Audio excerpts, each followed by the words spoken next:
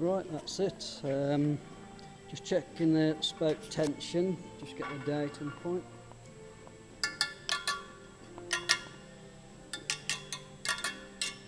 I know it's not a very scientific way, but they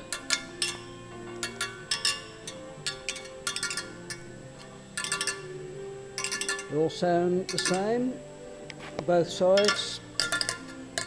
No loose spokes anyway.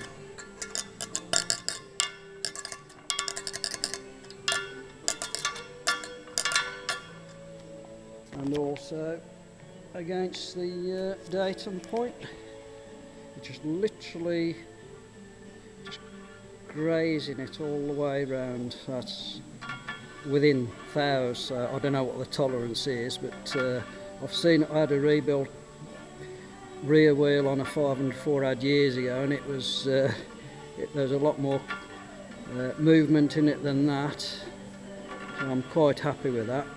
So there's